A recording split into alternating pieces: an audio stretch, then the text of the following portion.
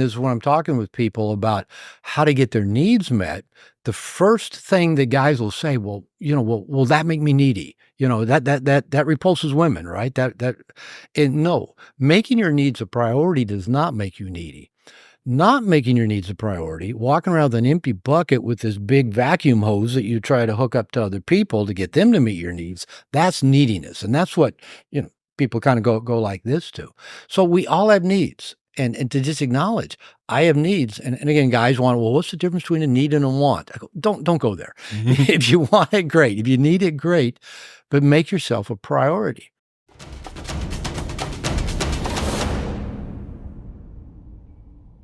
Why do you think so many guys subjugate their needs? We've been taught to, and we inaccurately internalized, ironically, that was the best way to get our needs met. I mean, think about it. If you're a small child, infant, and you don't have a lot of thinking, processing power, just survival power, and let's say you quickly come to the awareness that the caretakers in your life are not real competent. They don't respond timely. They don't respond consistently. They don't respond with what you really need. And so what you learn is, well, maybe if I get rid of my needs, or maybe if I become needless and wantless, I mean, this isn't thought, it's just emotional survival reaction. If I take care of their needs, if I make sure they're okay, then they'll be okay to make sure I'm okay. And all of this begins before we can even think about it. So it gets wired into our nervous system, then we grow up to be children, adolescents, adults, and we just keep following the same thing that got wired in when very inaccurately when we were just a few months old. Isn't it strange to think that we can rail against the world not giving us the things that we want? Meanwhile, we don't make the things that we want a priority. Well, that's a big piece I've worked on, and I work with men, and that's a really big piece. I used to do things like not tell anybody what my needs and wants were, or even hide them, or I'd still at times make it difficult for people to give to me. I've been told by many people in my life that I'm difficult to give to. So I consciously work at that. Another piece with the men I work with, I call nice guys, is, again, they believe they're bad for having needs. Everybody else's needs are more important. And here again, the kind of the distorted logic that a lot of us use. I've done this. A lot of guys do this, women do it too, is they'll go find a person whose life is a mess. They can't pay their own bills. They can't hold a job. They fight with everybody they know. They're depressed. Whatever. And we think, I can fix them up. I'll dedicate all my resources to getting them good. And then once they're good, they'll be there for me. They'll help me get my needs met. But that's just terrible. Terrible strategy. If you want to get your needs met, go find people who are already competent at getting their own needs met and who are available to help give to you. But again, most of this stuff is so unconscious, we're not thinking about it. We just keep doing the same thing, hoping at some point it will work. And then again, often when people then do try to give to us, no, that's okay. It's all right. No, it doesn't matter. The minimization. No. So, this is a big piece I've been working on in my own life. Yeah, there's something, I think, especially for guys, that seems kind of like romantically heroic about, I don't need anybody or anything. Yeah. I can make this work on my own. There's something kind of not desperate, but tangential to desperate and needy about having needs. And I think the reverse of that, of maybe if you tell people what you want, sometimes they'll give it to you. Reframing that so that it's something which is aspirational to do, I think is a hurdle that many guys may struggle to get over. Talk about that dynamic with men. Because again, I've been working with men for 30 years. And a really core pattern I see is just this pattern of going it alone, isolating themselves. Mm-hmm. Another way I put it is so many men, and especially the younger men, millennials, generation below, they grew up with the internet. It's like that's all they need. They just they hang out. I call it they hang out in the nursery. Nothing's required of them. Nothing's demanded of them.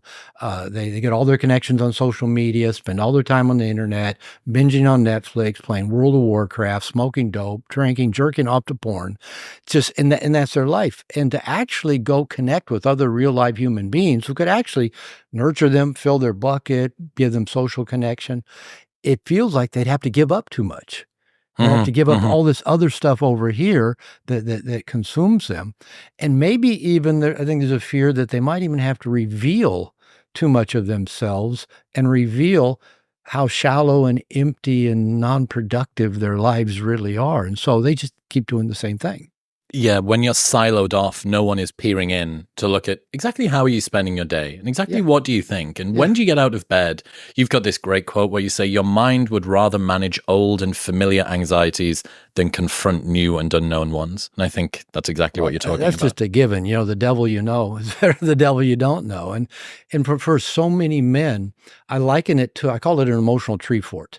I don't know where you grew up if you had trees around you, but we had trees, we had tree forts. And the ideal perfect day is if, you or one of your buddies found somebody's dad's Playboy magazine or whatever, Hustler, Penthouse, whatever, and you go up in the tree fort, pull the ladder up, nobody can find you, and you can just be all by yourself and do whatever you want. And it's kind of like a lot of men just continue that mentality of just wanting to live in that emotional tree fort where they pull the ladder up.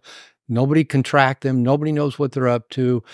They don't have to get real, accountable, vulnerable with anybody. And then we wonder why, statistically, you read how many men are isolated, lonely, depressed, the tolls that it takes on us physically, emotionally, early death. Look at any, in this country, any of the multiple shooters, it's all lonely, isolated white young men. And now it's men, men going their own way, incels, just, they're just, just saying, hey, we're advertising it now. We're in the club of guys that basically aren't in a club. Yeah, they self-ID in their isolation. Yeah, exactly. It becomes their identity. And then it also then becomes easier to blame something outside of you, whether it's women, society, culture, feminism, whatever. Well, let's blame them for my isolation. And I was at a retreat this weekend with about 40 men, and I spoke to them about this. And, if I had to pull a number out of my ass, I'd say, maybe 80% of the isolated, lonely men are isolated by choice. Not because they've lost a partner, not because they've had an accident or an illness or a major financial setback. It's by choice. It's their preference. And then all the while wonder why they can't get love, can't get laid, can't get a promotion at work, don't have any friends. It seems to be a voluntary place to be. I understand why guys have a skepticism and a retreat from the world around them, though. It's not to say that they can't overcome it themselves and that the agency is in their hands to fix the problem. But I do think that a lot of guys feel like their challenges are being dismissed by the whining of a privileged class that they themselves don't actually feel like they're a part of. That, it is so ironic how all the projections out there of who's actually privileged in our culture. And, you have men saying, well, now women and minorities and immigrants are privileged, and the women and minorities and immigrants go, those white guys are privileged. And, I've really never found where blame or pointing fingers resolves much of anything or gets you anywhere. Yes. That being said, if you are a guy that is struggling and isolated and alone and doesn't have many connections, hearing that the world out there considers you to have some sort, like you're the original oppressor. Yeah, exactly. I get it. You are the OG. The patriarchy. Yeah, of course. You are the OG oppressor. That is going to encourage you to check out. It's like, hey, I'm suffering. It's an excuse. You can use it as a great excuse. Correct. Yes. Yeah. It legitimates your prize already. Okay, so how can people better learn to make their needs a priority? How do you start doing that? I began by giving to myself. Years ago, I was in therapy. I was married to my second wife, who I was married to when I wrote No More Mr. Nice Guy.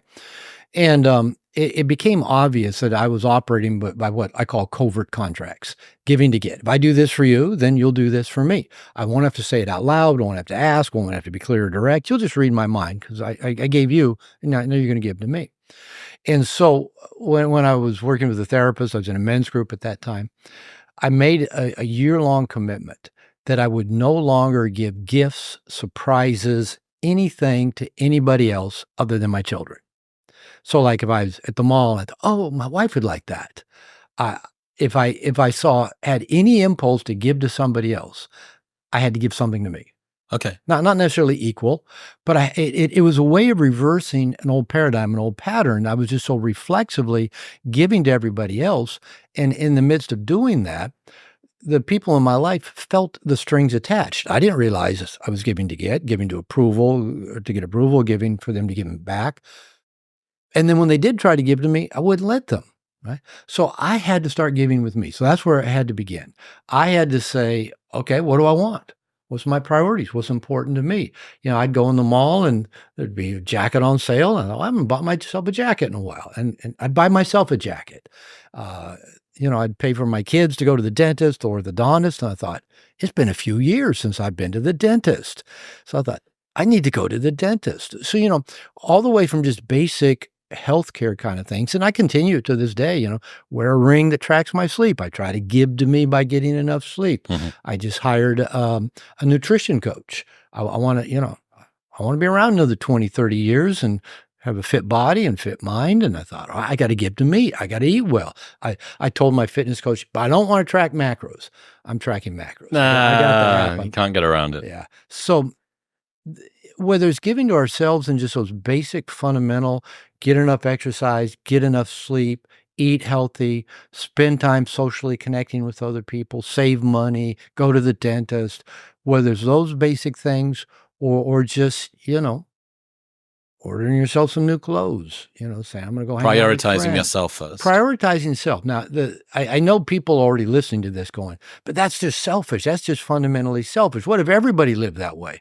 And I think if everybody lived that way, we'd probably be a lot better off because we wouldn't be, walking around from this place of emptiness and neediness and manipulating people to try to value us or give to us. And if our bucket is full and overflowing, we have so much more to give to everybody else.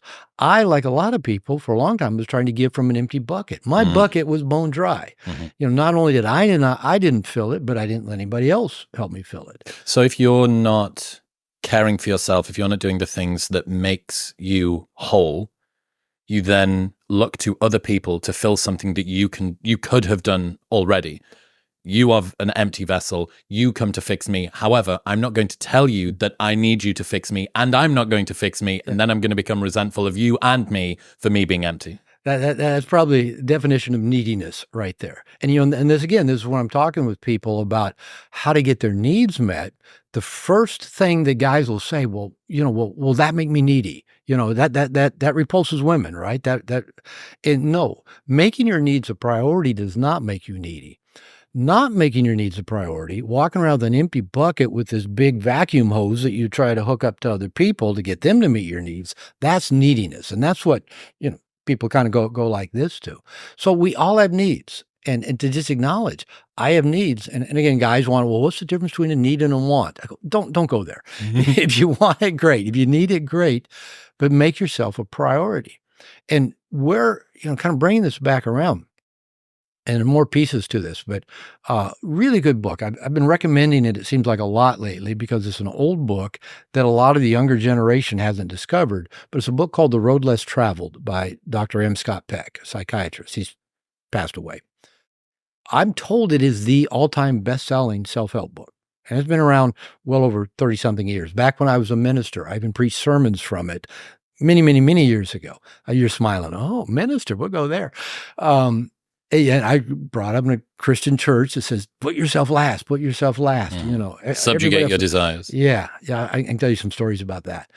So Scott Peck says that if parents are meeting their own needs, are attentive to their children, responding to their children's needs in timely, judicious, and I add consistent ways, Children at at a young age emotionally internalize a belief, I'm valuable, I'm lovable, my needs are important, and the world is like my family. Now, can you imagine going off to preschool, kindergarten, saying, I'm lovable, I'm valuable, my needs are important, and kindergarten is going to be just like my family. Or junior high, I'm lovable, I'm valuable, my needs are important, and everybody in junior high is going to be just like my family. If we operated that in the world, can you imagine how our lives would be so significantly different? We just had internalized belief, I'm valuable, I'm lovable, my needs are important. And of course, most of us did not get that to a significant degree. We maybe got the opposite. And unfortunately, another piece that can get added in if you don't get that is that if your parents are not meeting your needs in timely, judicious, consistent ways, they may tell you they love you 100 times a day. But if they're not meeting your needs, you don't internalize that emotional belief. But if they're not meeting your needs and you get called up maybe even to take care of a parent, you get parentified. Like for me, I like sports. And so my father got a lot of pride out of his son, being good in sports. And my mother, lived through me to be the good man that my father was. So I was parentified by both of my parents. Then a child internalizes the belief, I'm not good enough. Because you think I should be able to fill mom up and make her not depressed and make her happy. I should be able to satisfy, dad in this way. And so you internalize that belief. Now you got the beliefs of I'm not valuable or lovable. My needs aren't important. I'm not good enough. And the world is like my family. That's how most people approach the world. So here's my theory. My theory, if Scott Peck's theory is accurate, and I believe it has value, and maybe our minds aren't as receptive and elastic and plastic as they were when we were infants, our brains are still plastic. And we can still rewrite, overwrite our basic operating system, that machine language. And so I believe that we're actually going to make the world a better place, be more loving, accept more love, if we can start making our needs a priority in that way that Scott Peck talks about. Okay, it's not our parents' jobs anymore. It's our job. So our job is, number one, when we can, fill our own bucket up. Number two, surround ourselves with people who want to help us fill our bucket up and create what I call cooperative reciprocal relationships. Everybody in the relationship is there because they choose to be. It's cooperative and it's reciprocal. Everybody gets value. That can be a friendship. It can be a family member, a buddy. It can be a professional cooperative. You and I have a cooperative reciprocal relationship. We're both here because we choose to be. We both get value out of it. And our lives are better because we have this time together. And if we can fill our lives up with that, I believe we can also internalize the emotional belief, not just a mantra, oh, I'm good enough, I'm lovable, but an emotional belief in our nervous system at the core, I'm lovable and valuable, my needs are important, I'm good enough, and the world sees that, and the world's going to respond to that. I think that then lets us be much more loving and giving to the world around us and much more receptive to all that the world, the universe, the cosmos wants to give us. I'm interested in taking that step from just tactical things, which are a great foundation. If I'm going to give to somebody else, have you given to yourself recently? Probably a good idea. Yeah. That's something that's tactical. Learning to clearly and fairly state when something makes you feel good or makes you feel bad. Probably a good way of setting boundaries and reinforcing behavior that you want from people around you. All of these things, tactically very useful at a high level. But the deeper stage of this, of unpicking the texture of your system, as you're talking about, like the emotional response that you have, as opposed to just creating this odd lattice work of Band-Aids that you've placed over the top of it to somehow be able to operate in a functional way from a dysfunctional foundation. Right. What are the steps of getting deeper? How much can we unpick those patterns that we've developed from even pre-verbally? And what are the steps that you like to get people to go through? Well, number one, I don't know. There's about 3 or 4 questions there. I don't know. I don't know how much we can rewrite. I know we can rewrite some. People will come to me and say, Robert, how long will this take for me to get to X, Y, or Z? I don't know. I'm still on that journey. I haven't gotten there yet. I'm still learning. I'll let you know once I find out. Probably a lifetime. So if we do anything, if there's anything about the human mind and the human nervous system, it likes predictability, it likes the sameness, kinda going back to that quote that you read earlier.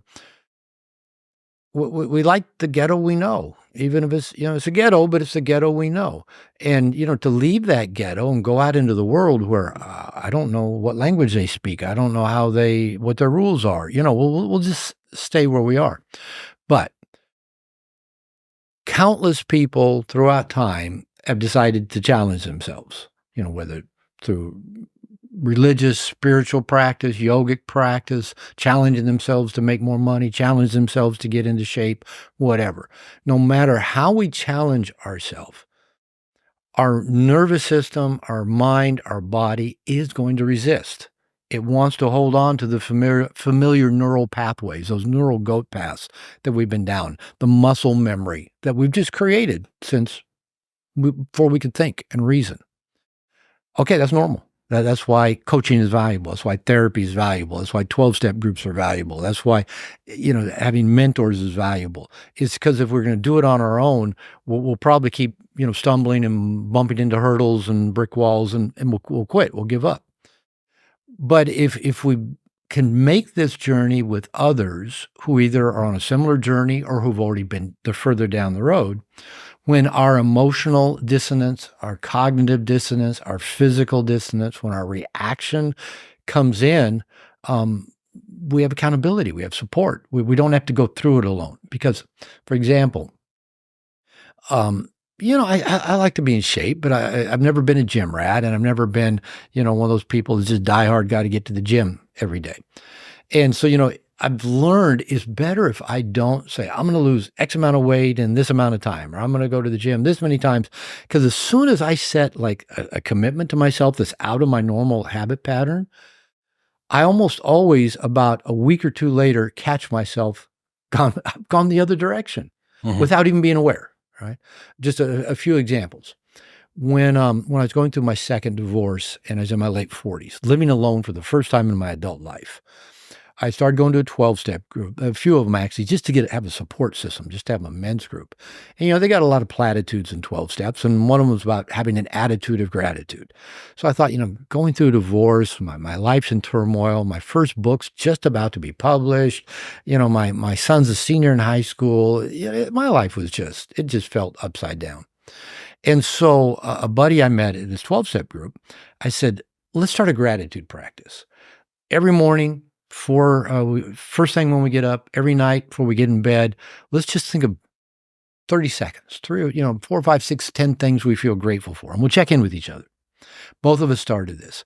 4 or 5 days in, I was just feeling amazing. I was going through all these changes, struggles, difficulties, and I was feeling good because I was doing this gratitude practice. And about the 5th day, I forgot to do it. And so did my buddy. And we probably both went about 2 or 3 days before it dawned on us, wait a minute, we haven't been doing that gratitude practice. It felt good. Both of us were liking it, and we just forgot. That's that emotional cognitive dissonance of where our nervous system wants to just keep things homeostatic, keep things in a familiar pathway.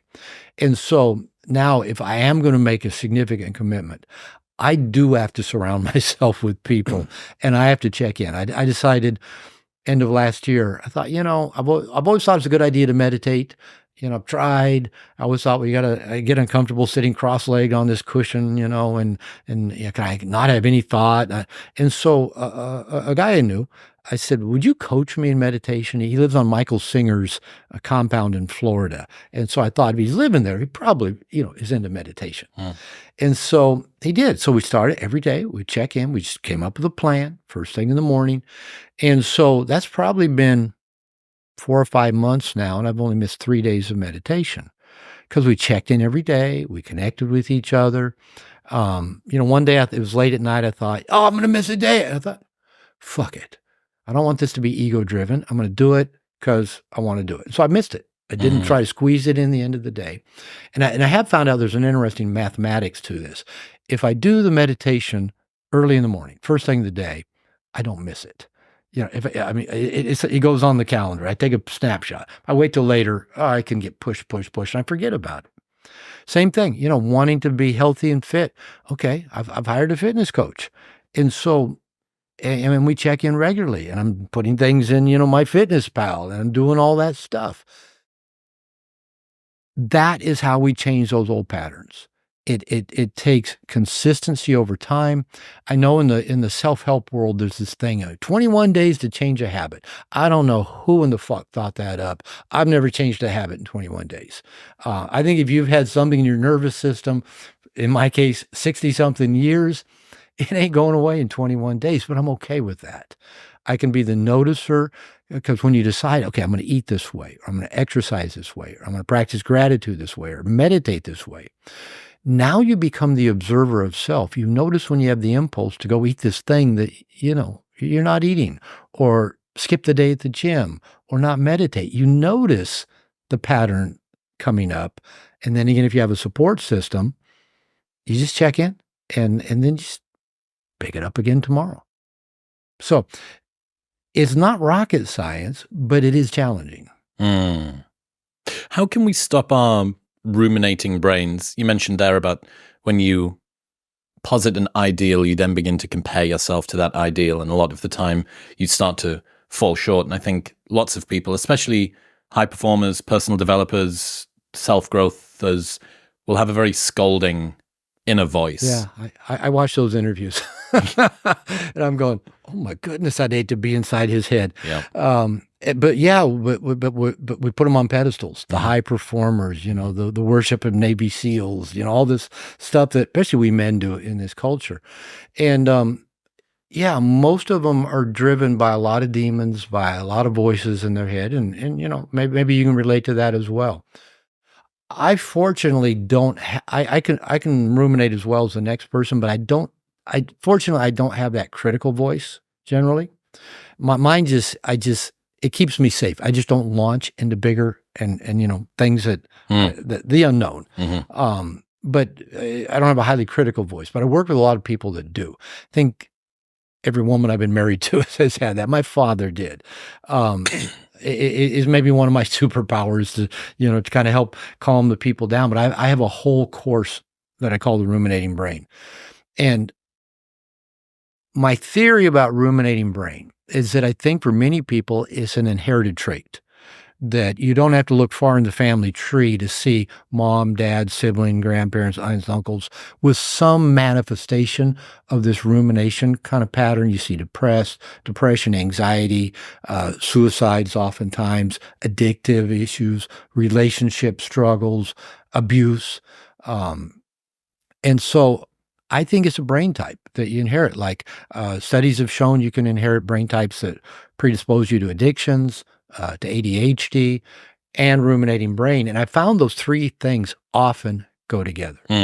I've got so many buddies that are recovering addicts, and most all of them acknowledge they have ADHD, and most all of them acknowledge they have a ruminating brain. So I think there's something genetically inherited of those traits. Now, the ruminating brain can also be caused by trauma. That's what PTSD does. It can create ruminations. It can lead to depression. But what the ruminating brain typically does, and brains don't actually ruminate, but it's like there's this constant spinning, like there's a washing machine agitating all the time, and you're inside the washing machine. And I found that there's three directions ruminating brains tend to go. Then go into the past and just rehash every perceived mistake, missed opportunity, regret. And if you replay the same regret 15,000 times, you're going to feel like a real loser. You're going to feel like there's something fundamentally wrong with you. And I think even going back to these isolated men we were talking about earlier, I suspect a lot do have ruminating brains. Because if you're going in the past and just rehashing, I blew that opportunity. How come I didn't talk to her? How come I didn't get her number? How come I broke up with her? How come I stayed with her? I was teaching, when I taught this course live a few years ago, I had a guy who's probably about my age, who was in his 50s or 60s, still ruminating about a missed sexual opportunity in college, still beating himself up. So again, the mind creates this illusion that it's just gathering important information. It's important that I keep going back and rehashing, re-looking at this stuff because there's something I missed, something I need to know. But all you really do is you just end up feeling worse and worse and worse about yourself. So the other thing that people do in that backward looking is they create, I call it revisionist history. I've other people call it like castles in the sky. We go back and replay these events and we say, if I just done X, Y, or Z, then my life would have gone down this path and this. If I just had slept with her when I had that chance in college, my whole life would be radically different. But it's not true. We'd still probably be ruminators and we'd still be ruminating about all missed opportunities. But we believe that revisionist history is highly likely, could be possible, and it's not what we're living now, so now we feel terrible. So here's another way then that our ruminating brain beats us up. It measures us and compares us. Maybe it measures us against just any arbitrary standard. Well, I should be a millionaire by this. I should be married by this time. I should have slept with 100 women by this time. I should have launched my program by this time. Or, oh, look, he's my age and Bill Gates is the same age as me and graduated from high school in the same city as me, the same year.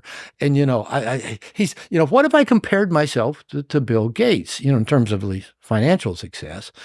I mean, I'd be miserable if I actually took that seriously. So there's that comparison and the measurement, almost always finding ourselves lacking and being less than in some fundamental, significant way. That's one reason I'm not a big fan of this bow down and worship the high achiever thing that we're so caught up in. 10x your life, 10x this, you could be doing better, you could be making more, you could be doing that, you could be a Navy SEAL, you could be that. I think all it does is just fuel that I'm not good enough. I'm not good enough. And we know we're not going to attain that, but we think we should in order to be good enough. And so then the third way that the ruminating brain goes is into the future. This is where your perfectionism comes in. If I don't do it perfectly, it's going to crash, it's going to burn. What if I fail? What if I look foolish? What if I invest in it and I lose everything I've got? With my luck, everything's going to crash and burn. Oh, everything's okay now, but it's only a matter of time until everything goes south, goes tits up, and everything just, So what happens if you've got that going on in your head? And most ruminators maybe do all three of those, go in the past, go in the future, do the measure and compare, but most do one significantly more than the other. And the three things it tends to do to you, it keeps you stuck, because if you're just ruminating about the past, trying to figure out every possible pathway forward before you take any action, research everything to death, all that, you're not going to take action, so you're going to stay stuck. You're going to stay isolated. There's that isolated thing, because you don't want people to find out, because if you're ruminating in all these negative ways, your odds are not going to feel really good about yourself. And you don't want to let people get close to you because you're afraid they're going to find out what you already believe to be true. So, and you're going to feel really bad about yourself. Because, again, if you rehash the same mistakes enough times, if you miss enough opportunities because it took you too long to make a decision, if you compare and measure yourself enough, you'll find enough people doing better than you. You're just going to feel fundamentally flawed. And it just goes on and on. But thankfully, there is there is good news. And I teach people a combination of both mindfulness and cognitive behavioral therapy. But it's as simple as, how can we step out of the washing machine and watch it spin rather than be in it, being spun by it? So the primary mantra of what I teach people, the ruminating brain, is practice being the observer, not the believer of our thoughts. Unfortunately, if we've thought something for long enough, a belief is nothing but an oft-repeated thought. If you've thought that thought enough times, you're convinced it's true. It doesn't matter what our belief is. It could be religious belief, political belief, belief about ourselves, belief about women, belief about the world. If you think it enough, and if you find enough other supporting evidence through confirmation bias, of course, it must be true. And so stepping out of that machine and watching it going, it sure still seems true that I'm, so many men create their sense of value by measuring how well they've done with women in life. How many times they've been laid, if they've been laid, how many girlfriends they've had, if they've had girlfriends, how, have they been married, or how many times have they been married and I've crossed the line that now. So I see guys who don't feel they're good enough because they've never had a girlfriend, or they've never had sex, so they must not be good enough, or they haven't had enough sex, or not enough sex with enough pretty women, or they haven't had I talking to somebody the other day. All my relationships ended about 2 years. So he's judging himself for that. I was on a call with 2 podcasters, and me and the other 2 guys all work with people around relationships. And one guy said, well, I'm not in a relationship right now, so I kind of have this thing. How can I teach people? The other guy says, well, I met my wife in high school, and that's the only one I've ever been with. How can I teach people? And I go, I've been divorced 3 times. How can I teach people? So it's funny how we find these things to measure ourselves that are absolutely inconsequential, but we're just sure they're proof of our worth or lack of worth. It's so interesting. It's the Michael Singer influence there of you are not your thoughts, you're the observer of your thoughts, being able to sort of step away and see that washing machine going on. I think so many of the thought patterns that people engage in regularly, the stories that they tell themselves, the little sort of like reverse mantras that they have, not something that's positive and encourages Usually them, not at all, but something which is negative and reinforces a fear that they have or an insufficiency that they're concerned about or whatever. You're right. If you say those things to yourself enough times, you'll end up believing that they're true. And then after a while, they just become part of you. And you're not even believing it anymore. It's like the physics of your system. Yeah. Whether you do a dive into like Joe Dispenza type quantum physics, pick the path you want. Psychologically, the world will be as we believe the world to be.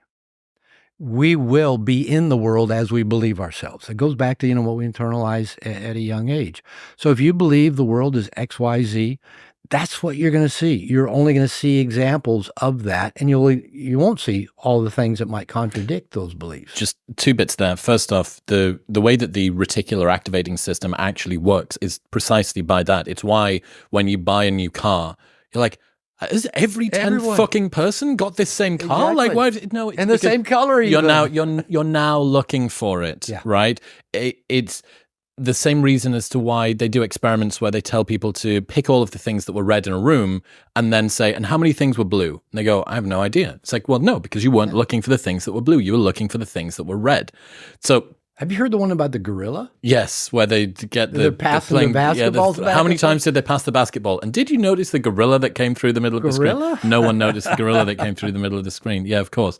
So the way that the reticular activating system works, you actually do, from a sort of sensory interpretation perspective, you blot out the things that you're not looking for. And if you are looking for a reason as to why you are a loser, or why you are not worthy, or why people don't like you, or why the world doesn't care whether you live or die, or you're inferior to other people, or they're more successful, or they've got more friends, or they're going to make more money, or whatever it is, you will observe, like global confirmation bias, you will find things that reinforce that belief. Easily. So from the sort of reticular activating system. And now the internet will feed that to you as well. Of course, because you actually have algorithms that pick out that. They realize that you spent 0.5 seconds longer on all of the negative news stories than the positive ones, or on the ones that are aspirational about dudes that have got 3% body fat and are 220 pounds stage shredded all year round. Everybody looks. It's like watching porn and think every guy's got a big dick. Yes, everybody's got a big dick. Yeah. No, you're seeing a skewed perspective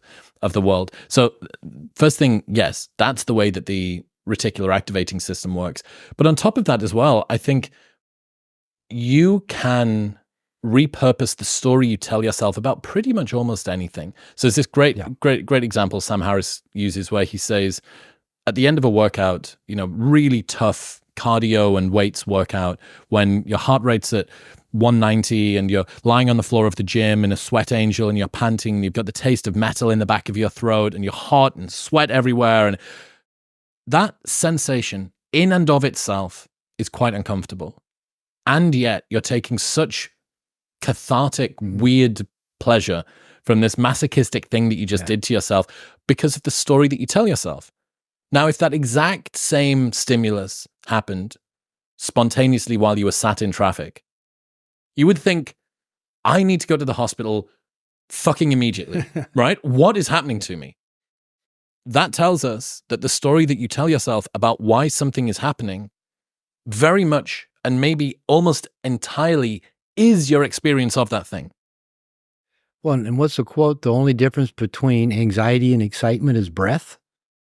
Fritz Perls, I think, said that they're the same neurological response in the body, but when you're excited, you're actually breathing. But when you're anxious, you quit breathing, but they're the same neurological response in the body.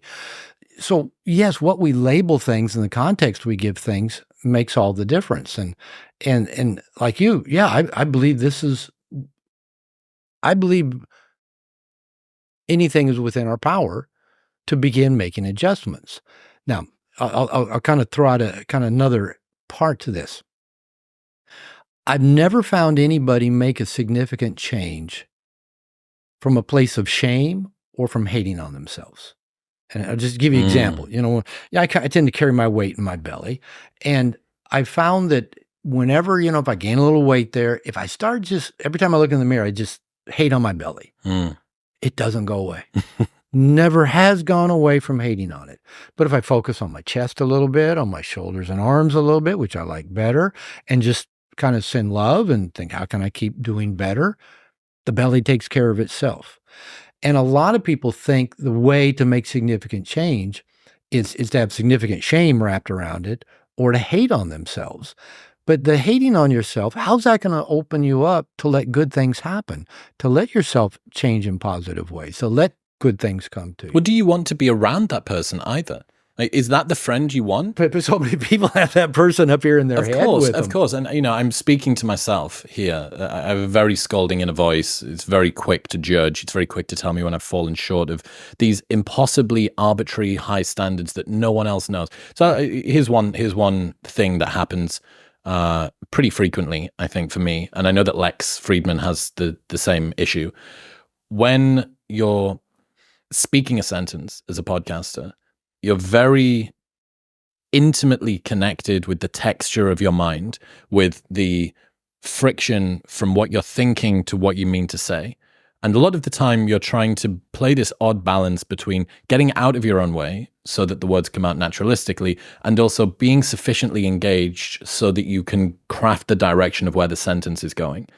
And sometimes you forget a word, or you slightly misspeak, or you're imprecise with the way that you meant to describe something, or you use one term when you could have used a different one, or you pause in the wrong sort of place.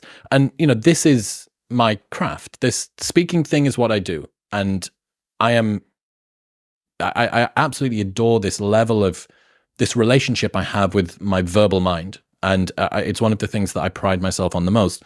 But it also means that when I start to fall short, if there is something where I just trip over a little rock ever so slightly. And that, to me, plays on my mind, because I think, well, this is where you could, would, should have been. How you're constructing the next sentence. Of course, which you then begin to spiral down from there. But here's the weird thing. Nobody else knows the sentence that you could have spoken.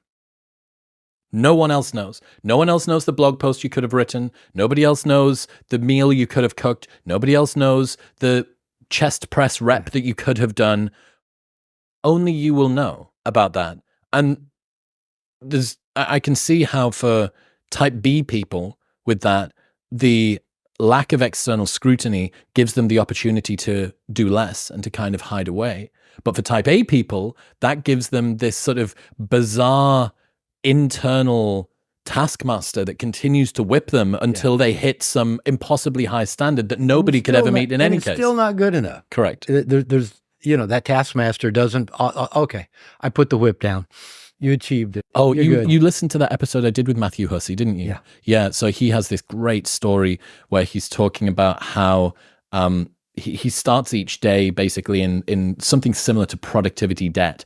Oliver Berkman's got this phenomenal idea of productivity debt, that when he wakes up every morning, he imagines that he's somehow overdrawn in this contribution to He starts the day overdrawn? Yes, and that it is his job that by the end of the day, if he castigates and flagellates himself sufficiently, he may be able to get it back to 0. Like only 0, though. You can never be This is the 4,000 weeks guy we're talking correct. about. Yeah, that's Oliver Berkman. And then this is Matthew Hussey's thing, which I think relates to it.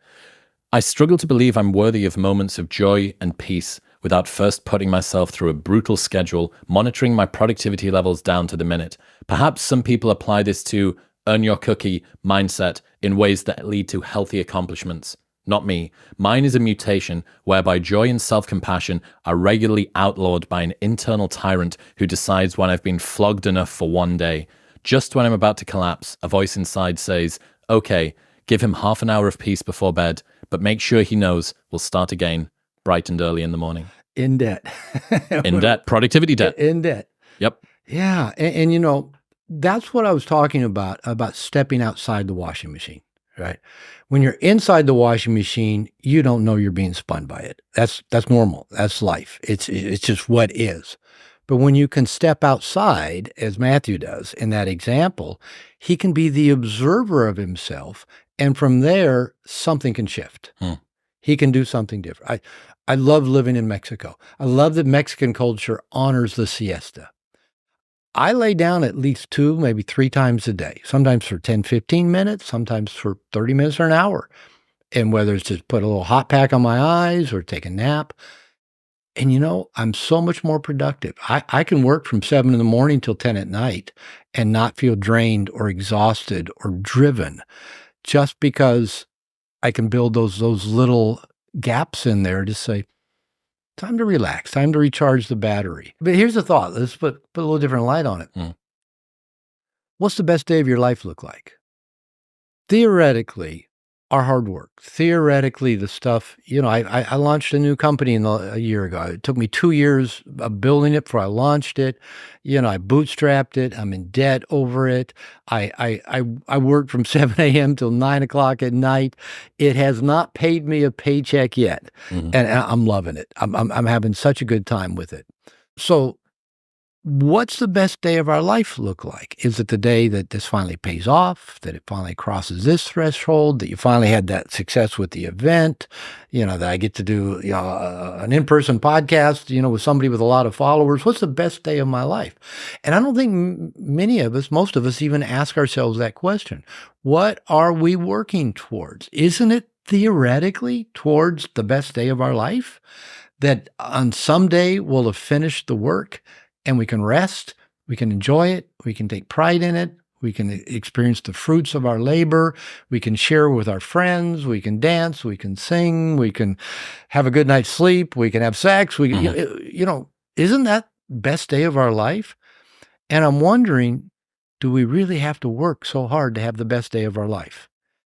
Can you and I get up today? And if you and I don't get up today with the intention of having the best day of our life, why not? When's that going to happen? Is it going to be tomorrow, this Saturday, next Saturday? You know, when the business starts making a profit, when you're over 5 million. Remember, 5,000 probably was a big deal, right? A huge deal. Yeah. And that you've broken 1 million, 2 million, 5 million, 50 million. Yeah. Will you be happy and have the best day of your life then? Not unless you get up every day and have some component of the best day of your life today. What's that Seneca quote? How long are you going to wait until you start to demand the best for yourself? It kind of goes back to making us a priority, doesn't it? A lot of people continue to wait.